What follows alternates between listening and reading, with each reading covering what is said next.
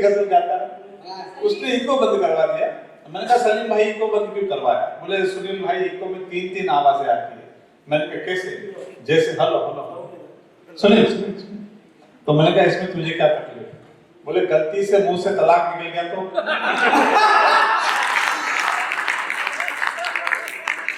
आपने आपसे एक बार भी नहीं कहूंगा ताली बजाओ या ये करो, उठा के लगा मस्ती से जी लेना। कोरोना के बाद की ये बोनस की जिंदगी मिली है, इसका एक एक पल जी लेना।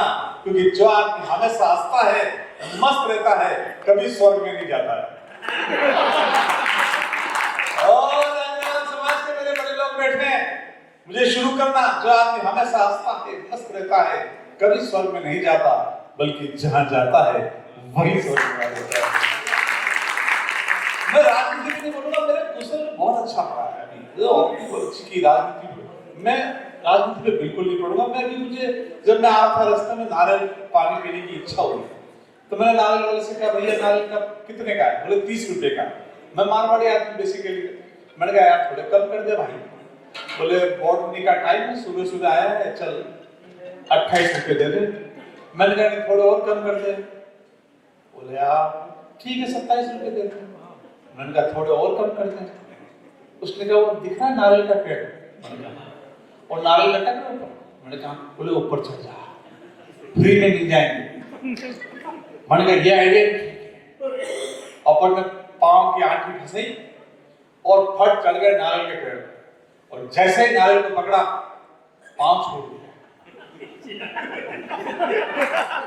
नीचे से ऊंट वाला। मैंने कहा भाई नीचे उतार दे, 150 रुपए दूंगा। ऊंट वाला ने कहा ये काम भी ठीक है। वो ऊंट पे खड़ा हो गया। उसने जैसे ही मेरे पांव पकड़े, नीचे से ऊंट निकल गया। वो अब ऊंट वाला कह रहा छोड़ना मत, 300 रुपए दूंगा। शायद मुझे लग रहा है ये इंडिया गठबंधन ऐसे ही चल रहा है।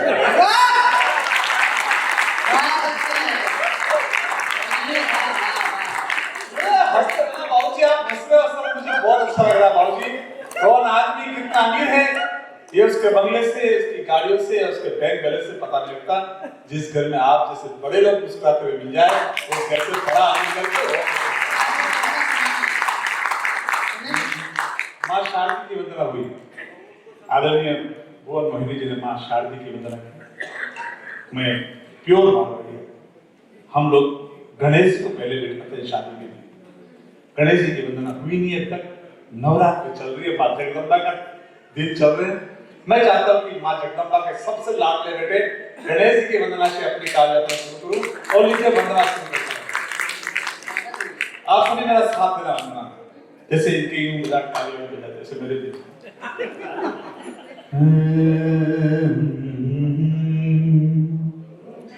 वो क्या सुगलान करते हैं। बोल गणेश जी महाराज की अपनी वंदना खत्म। इससे ज्यादा वंदना अपने आती भी नहीं है। और अपन तो इंटेलिजेंट लोग हैं सर। स्कूल भी सही कह रहा हूं मैं, गर्मी की छुट्टियों में जाता था। और एक मात्र लड़का मेरे गांव का लगातार 4 साल तक 8वीं बी का मॉनिटर था। और 8वीं क्लास में मैंने साइंस बायोलॉजी में बीकॉम कर ली थी भाई साहब। आप हंस रहे हो, मैं सही कह रहा हूं। मेरे डिकोस्टा सर थे, जोसेफ डिकोस्टा, वो मुझे हिंदी पढ़ाते थे। और पंकज पांडे सर थे, वो मुझे इंग्लिश पढ़ाते थे। उनके चक्कर में गड़बड़ हो गई। डिकोस्टा सर जो हिंदी पढ़ाते थे, उन्होंने उनके हिंदी के प्रभाव से मैं 10 साल तक पिताजी को पिताजी लिखता रहा। बाद में थप्पड़ मारा बड़े भाई ने, बोले बेटा अपने पिताजी पिताजी है, पिताजी नहीं है। और पांडे जी जो पढ़ाते हैं अंग्रेजी, उनके चक्कर में मेरा वो फर्स्ट की पढ़ाई थी, वो 10वीं तक तो फर्स्ट ही रहा बेचारा। और हमारा मूल सब्जेक्ट था फर्स्ट एड, प्राथमिक उपचार। गुरुजी ने बताया बेटा कोई पानी में डूब रहा हो, उसे बाहर निकालो, उल्टा लेटाओ, पेट दबाओ, नाक बंद करो, मुंह में से पानी निकलेगा तो बचेगा। हमारे गांव में डूब रहा था बाबूजी एक आदमी। हमने कहा, लोगों ने कहा निकालो निकालो, हमने कहा रुक जाओ। बोले क्यों? मैंने कहा लंबा प्रोसीजर है भाई। बोले क्या है? मैंने कहा बाहर निकालना पड़ेगा, उल्टा लेटाना पड़ेगा, पेट दबाना पड़ेगा, नाक बंद करना पड़ेगा। मुंह में से पानी निकलेगा तो बचेगा। तो मेरे भाई निकाल तो सही इसे। अरे मैंने कहा बेवकूफ हो, पहले इसमें पानी भरने तो दो, इसको निकाल के करेंगे क्या सब?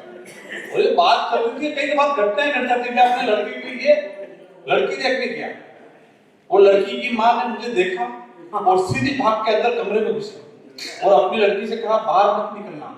बोले क्यों? बोले यही लड़का 20 साल पहले मुझे भी देखना है।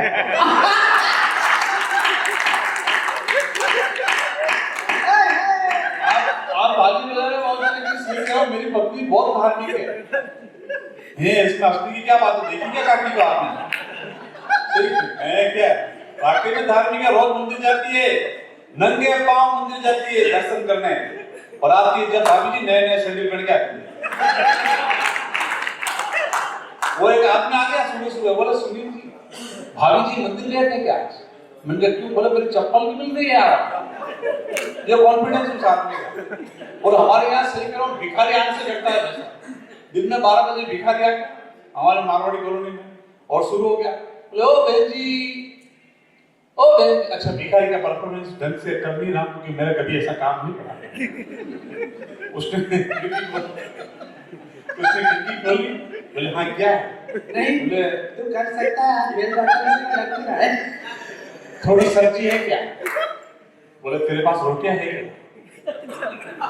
बोले हाँ रोटी तो है। बोले घी लग रहा है क्या? बोले नहीं तो ला दे, घी लगा के लाती हूँ। और रोटी का बंडल अंदर लेके गेट बंद। 1 घंटे तक वापिस बाहर नहीं आई।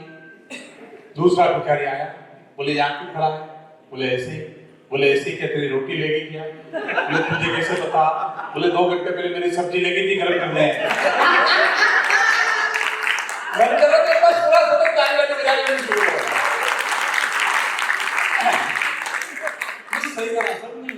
मैं हर समस्या का समाधान करता हूँ, और जब कोई समस्या नहीं होती तो खुद पैदा करता हूँ, फिर समाधान करता हूँ। एक आदमी आया मेरे पास, बोला भाई साहब मेरी पहली पत्नी मर गई, दूसरी मर गई, क्या करूं? मैंने कहा नारी जाति की दया। पहले कैसे मरी? बोले जहर खाने से। मैंने कहा दूसरी कैसे मरी? बोले सिर फूटने से। मैंने कहा सिर कैसे फूटा? बोले वो जहर नहीं खा रही थी। हर समस्या का समाधान मेरे पास है। वो हमारे एजुकेशन इंस्पेक्टर आए सर, बोले इतने पढ़े लिखे आदमी 8 में 4 साल पढ़े। अच्छा हमारे पिताजी बिल्कुल उसमें भी पॉजिटिव सोचते हैं, उन्हें हर साल नई किताब भी खरीदनी पड़ती है। बोले बच्चा बहुत बचत कर रहा है। आवाज आ रही है यहाँ तक? आ रही। नहीं मुझे क्या लाइट लगी तो लगा आवाज भी गई। सही कह रहा हूं सर?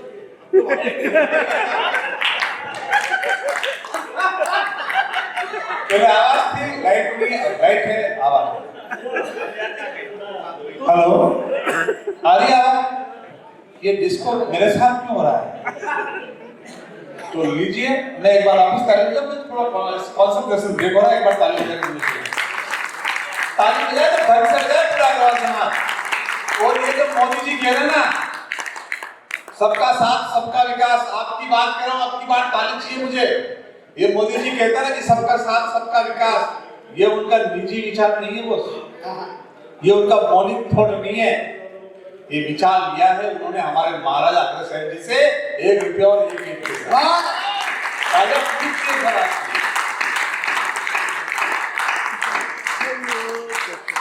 वो एजुकेशन इंस्पेक्टर आ गए, बोले स्कूल चलो, चेक करनी पड़ती है ना, पढ़े लिखे आदमी को जाना पड़ता है स्कूल चेक करने के लिए। हम गए स्कूल चेक करने गांव में। हमने गांव के एक स्कूल में पूछा बच्चे से, बेटा सांप का पहाड़ा सुना ना? कोई नहीं, आप कान में बोलो तो यहाँ तक आवाज आ गई। हमने स्कूल के बच्चे से पूछा बेटा सांप का पहाड़ा, 2 का पहाड़ा सुना ना? 2 का इसलिए पूछा कि अपने को भी 2 तक ही आता है। वो खड़ा हो गया बेचारा हाफ पैंट पकड़ के, बोले सुनो। मैंने कहा सुना। सुनो? मैंने कहा सुना बेटा, सुना डर मत। सुनो? मैंने कहा सुना बेटा, नहीं आता। कोई बात नहीं, अपने लेवल पे। 8वीं क्लास के बच्चे से पूछा तू सुना? बच्चा इंटेलिजेंट था, खड़ा हो गया, दो एक दो टाल दो टैप पे। मैंने कहा बैठ जाता, तकलीफ हो रही है। ऐसा हंस रहे हो, 26 के 26 बच्चे तोतले। स्कूल के प्रिंसिपल को बुलाया, मैंने कहा जल्दी आओ, पानी में खराबी है, बच्चे सब तोतले। प्रिंसिपल बोले हाँ।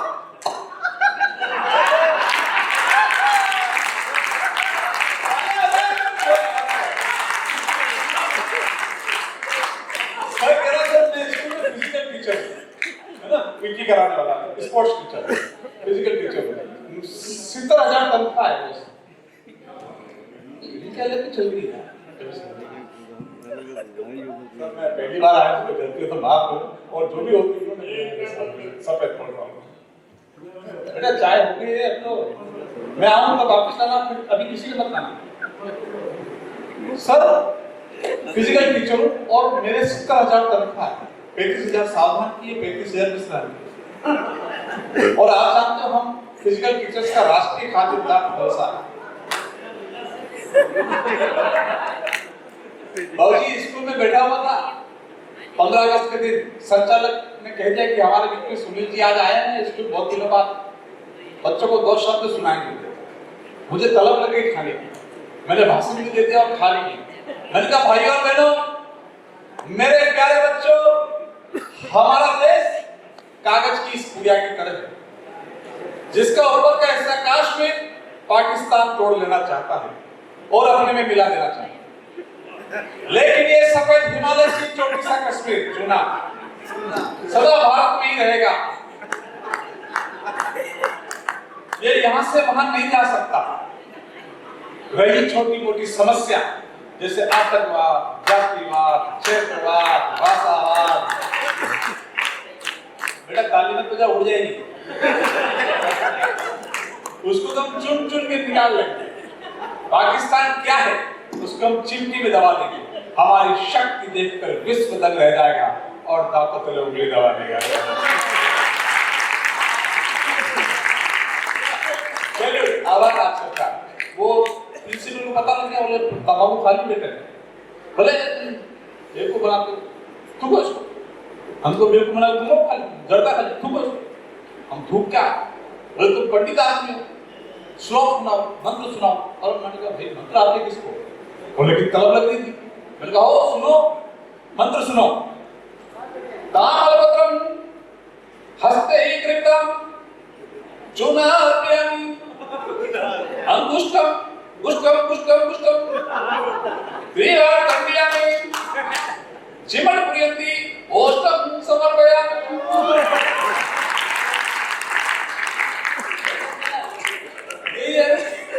बोले एक तो बना रहे, बोले कल से स्कूल में पढ़ाना पड़ेगा।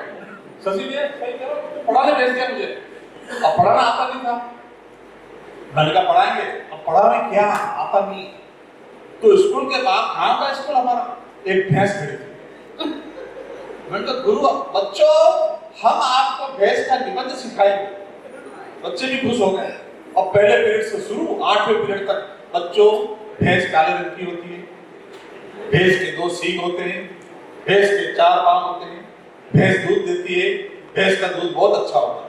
पहले पीरियड से 8वें पीरियड तक वही, अगले दिन फिर पहले पीरियड से 8वें पीरियड तक वही भैंस। तीसरे दिन प्रिंसिपल आया, बोला अच्छा पढ़ा रहे। मैंने कहा पूछो, बच्चों को सब आता है। प्रिंसिपल ने पूछा अच्छा बेटा बताओ किसी एक पशु के बारे में बताओ। सब छोरों ने हाथ खड़े कर दिए बच्चों ने, सर हम बताएं। बोले वेरी गुड, बच्चे होशियार हो, बताओ। सर भैंस, बोले बताओ। सर भैंस काली होती है, भैंस के 2 सींग होते हैं, भैंस के 4 पांव होते हैं, भैंस दूध देती है, भैंस का दूध बहुत अच्छा होता है। बोले वेरी गुड। अच्छा अपने स्कूल के बारे में बताओ, अपने स्कूल के बारे में कुछ जानते हो बताओ। सर हमारा स्कूल बहुत प्यारा स्कूल है, हमारे स्कूल के बाद एक भैंस खड़ी है। भैंस है वो काली होती है, उसके 2 सींग है, उसके 4 पांव होते हैं, भैंस दूध देती है, भैंस का दूध बहुत अच्छा है। और प्रिंसिपल का दिमाग, उसने बोला अच्छा बेटा अपने प्रधानमंत्री के बारे में क्या जानते हो। सर हमारे प्रधानमंत्री नरेंद्र मोदी है, वो भैंस का दूध पीते हैं। भैंस काली होती है, भैंस के 2 सींग होते हैं, उसके 4 पांव होते हैं, भैंस का दूध होता है अच्छा होता है।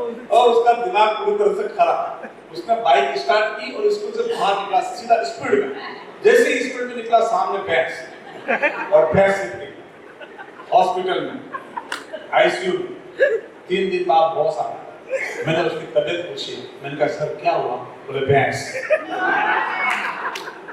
वो साइकिल का पहिया, क्या बचपन था सर हमारा, वो साइकिल का पहिया, वो तार का स्टीयरिंग लेकर पूरे गांव को नापते थे, खूब दौड़ते थे, फिर भी ना आपते थे। साहब, क्योंकि अब पिज्जा बर्गर नहीं, माँ के हाथ की बनी हुई मक्की और बाजरे की रोटी क्या क्या बचपन किया सर हम लोगों ने। वो सर्दी पड़ती थी सर डॉक्टर साहब, और ठंड में सर्दी में जाड़े में हम पहाड़े याद करते थे रजाई में बैठकर, और माँ जब चूल्हे पे रोटी बनाती तो उस राख से चलते हुए 12 की याद करते थे। क्या जाड़ों के दिन थे, 2 से 10 तक पहाड़ों के दिन थे। वाह क्या वो पहाड़े याद करने पड़ते थे। नहीं आज तो घर में पिताजी पीटते थे, स्कूल में गुरुजी पीटते थे। अच्छा बचपन में ऐसे नहीं बहुत किया भाई साहब, हमारा घर से कूट के स्कूल भेजते, स्कूल से वापस कूट के घर भेजते, पूरा बचपन स्कूल का निकल गया। क्या जाड़ों के दिन थे, 2 से 10 तक पहाड़ों के दिन थे। बेटा फोटो खींच रहा है, कैमरा तो सिर्फ फोटो खींचता है, इमेज खुद को बनानी पड़ती है बेटा। क्या जाड़ों के दिन थे, 2 से 10 तक पहाड़ों के दिन थे, नहाते नहीं थे, सर्दी में कौन नहाए, कहलाए जाते। मम्मी नहलाती गर्म पानी से, संडे टू संडे हर 8 दिन। क्या जाड़ों के दिन थे, 2 से 10 तक पहाड़ों के दिन थे, नहाते नहीं थे, नहलाए जाते थे, सोते नहीं थे। नहीं सर सुलाए मुझे पता है क्या सुलाए नहीं जाते थे, कविता मैंने लिखी बेटा सुन ले। नहाते नहीं थे, नहलाए जाते थे, सोते नहीं थे, सुलाए नहीं जाते थे, जबरदस्ती सुलाए जाते थे। और ये जबरदस्ती क्यों सुलाए जाते थे ये मुझे आज मालूम चल रहा है। जब मैं अपने बच्चे को जबरदस्ती सुलाता हूँ, क्या दिन थे साहब।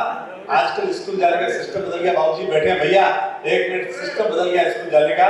बच्चा स्कूल जा रहा है कॉन्वेंट में, मम्मी एक हाथ में पानी की बोतल पकड़ती है, एक हाथ में उसका 10 किलो का बैग, उसके आई कार्ड लटका देती है, टाई बांध देती है, रुमाल बांध देती है। वो बच्चा खाली हाथ स्कूल जाता है हिलाते हुए।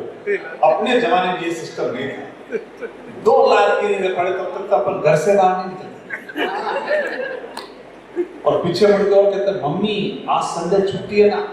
बेचारी माँ पढ़ी लिखी नहीं थी, उसको संडे का मतलब नहीं मालूम। 2 लाख की और रविवार को स्कूल भेज माँ क्या थी सर, ये बैठी है कुछ है। माँ क्या थी, दूध में से सूख के पल निकालना। बेटा 2 मिनट सुन लेना, क्या बात है भैया।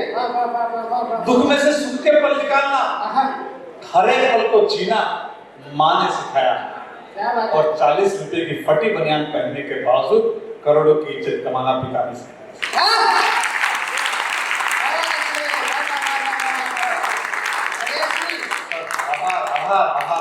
कहाँ थे सर हमारे पास ड्रेस कहाँ थी। 15 अगस्त के पहले ड्रेस नहीं आती थी, और 17 अगस्त को सफेद शर्ट के 2 बटन नीचे से टूट जाते थे। क्या बात? फिर हम उसकी गांठ लगाते। 20 अगस्त तक कॉलर होती, वो चबा कर आती रह जाती। क्या बात? और 28 अगस्त तक जहां आजकल रुमाल बांधते वो जेब नीचे लटक जाती। अच्छा हमें रुमाल की जरूरत थी भी नहीं, हमारे हाथ जगन्नाथ और ज्यादा जोश में तो वो साइकिल का पहिया, वो कार का स्टीयरिंग लेकर पूरे गांव। सर ये बच्चे 98-99% ला रहे हैं आजकल के बच्चे। मेरे बेटी से 10वीं तक जरूरत तो 98 नहीं आ रही हैं। आप ऐसे कर जैसे आप क्या जाए 98-99% ला रहे सर आजकल के बच्चे। उनके बैग में 10-10 किताबें 10-10 कॉपियां भरती है LKG के बच्चों में हैं। और अपने बैग में क्या था, अपने बस्तों में क्या था, अपने बस्ता ही नहीं था, अपने खेला था जिसको गोफर की तरह घुमाते हुए स्कूल जाते थे। ये साइकिल का पहिया, ये तार का स्टीयरिंग लेकर पूरे गांव को नापते थे, खूब दौड़ते थे, फिर भी ना हारते थे। ये गिल्ली डंडे, ये कंचे, ये सितोलिया, ये घोड़ा बादाम चाय पीछे देख के मार खाए, ये छू सड़क की रेल, ये कबड्डी का खेल दिन भर खेलते थे साहब। भूख नहीं लगती थी, शाम को माँ मजबूरी में डांट के घर बुलाती, अपने हाथों से पसीना पहुंचकर खुद के हाथ से मक्की की रोटी खिलाती। ये फकीराना अंदाज की मस्त बोलियां, ये बच्चे डिप्रेशन के पेशेंट होके सुसाइड कर रहे हैं, कोटा में देख लेना आप। सुरेश शर्मा जी कहते हैं कि मैं नहीं चाहता कि मेरा बेटा 50 लाख रुपए कमाए। मैं भी चाहता हूं सर, मेरा बेटा भले 25,000 रुपए कमाए, लेकिन शाम को मेरे साथ बैठ के रोटी खाए।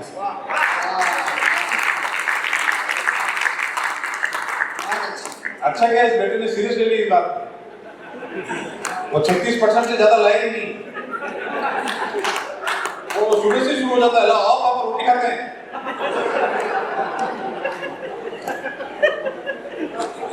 वो बोलिया 25 पैसे और लीजिए। मुझे जैसा कि आदेश हुआ, मैं चाहता हूँ मैं चाहता कर सकता, लेकिन सर डिप्रेशन में मत आना, क्योंकि बड़े लोग बैठे हैं, जब तक इनका हाथ अपने सिर पर है हम डिप्रेशन में जानते नहीं आते। हमारे गांव के बुजुर्ग डिप्रेशन का नाम नहीं जानते, सुबह मोतियाबिंद का ऑपरेशन करा के आते, शाम को फिर चौपाल में बैठ जाते हैं और देखते हैं कौन है, शंकर की लुगाई दिख रही है यार।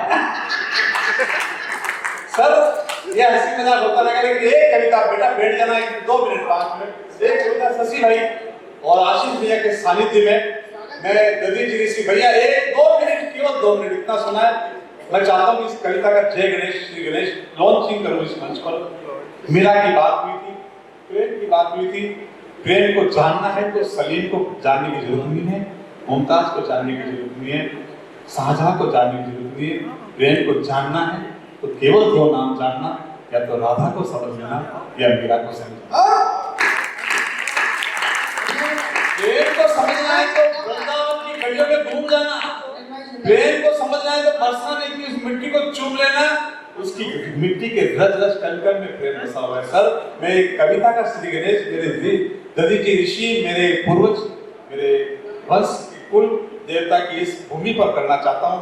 मेरे आशीष भैया, शशि भैया जिन्हें बहुत प्रेम करता हूँ, उनके सानिध्य में मैं उनके चरणों में रखता हूँ ये कविता, जिनके चरणों में ये पूरी सृष्टि बैठी है।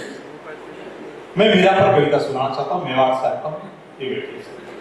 आप सुन लेना, केवल सुन लेना, मेरे को कृपा होगी। अगर आप जांच देंगे, आप इस कविता पे साइन कर देंगे, तो मैं कसम खा रहा हूँ कि यहाँ से लेकर पूरे देश में इस कविता को सुनूंगा, और नहीं करेंगे तो आज के बाद कभी नहीं सुनूंगा। मैं सम्मान मीरा द्वारकाधीश से मिलने से पहले वृंदावन गई थी, और क्या हुआ मीरा के साथ, ये कविता और कुछ नहीं। ब्रह्मा की अनुभव गति थी या संपूर्ण ब्रह्मांड की ज्योति थी, ब्रह्मा की अनुभव गति थी या संपूर्ण ब्रह्मांड की ज्योति थी, रतन सिंह के आंगन जलती दादू शाह की पोती थी। मन रमा था बांसुरी में, नैन रंगे थे मोरपंख में, मन रमा था बांसुरी में, नैन रंगे थे मोरपंख में। मेवाड़ी माटी मधुरम और अद्भुत शक्ति की है, किंतु ये धरा सावरिया की भक्ति की है। उसी मेवाड़ी शिशुरिया वंश की वो कुलवधु थी, राणा सागा की पुत्रवधु, भोजराज शाह की भार्या थी। प्रेम की परिभाषा वो मीरा थी, प्रेम की परिभाषा वो मीरा थी। मीरा का लौकिक सिंदूर अल्पायु में निर्वाण हुआ, मीरा का लौकिक सिंदूर अल्पायु में निर्वाण हुआ। थी कुल की परंपरा पत्नी को पति संग अग्नि धारण करने, क्या बात, पति का गोदी में लेकर अग्नि में बैठने। थी कुल की परंपरा पत्नी को पति संग अग्नि धारण करने की। मीरा ने इसे अस्वीकार किया, कुल की परंपरा को धिक्कार दिया। वो कैसे जा सकती थी अग्नि का आलिंगन करने, क्या बात है, और अग्नि भी उसे कैसे झेल सकती, जिसने पंच महाभूत रचा, जिसने ये धरती रची, आकाश रचा, पवन रचा, जिसने स्वयं ताप रचा, वो उसकी पटरानी थी। उस आग में इतनी आग कहां जो प्रेम आग को समा सकती। उसके रोम रोम में कष्ट थे, उसके रोम रोम में कष्ट थे, उसके नैनन में जिसके कष्ट थे, जुबान में जिसके कष्ट थे, शब्दों में जिसके कष्ट थे, प्राणों में जिसके, रोम रोम में जिसके कष्ट थे, नैनन में जिसके कष्ट थे, जुबान में जिसके कष्ट थे, श्वासों में जिसके कष्ट थे, प्राणों में जिसके कष्ट थे। मांग में चंदन भर माना जिसे पति है, उस मीरा कौन सती कर सकता जो साक्षात सती।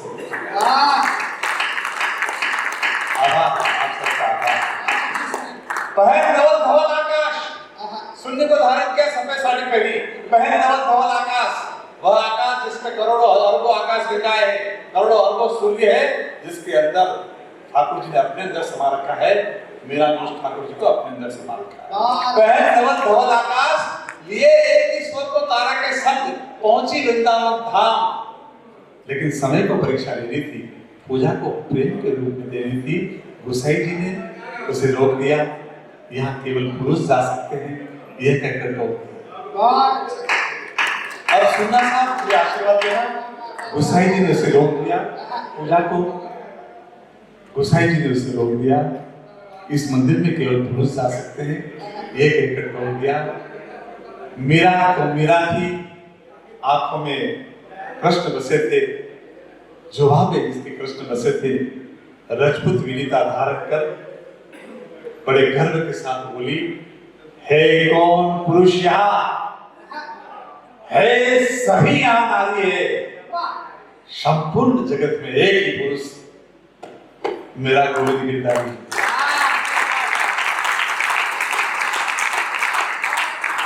संपूर्ण जगत में एक ही पुरुष मेरा गोविंद गिरधारी। यह कहकर रमन वृत्ति में रंग गई। सवेरे शंखनाद हुआ सुप्रभातम में। गोसाई जी ने पट खोला तो पलकें खुली की खुली रह गई।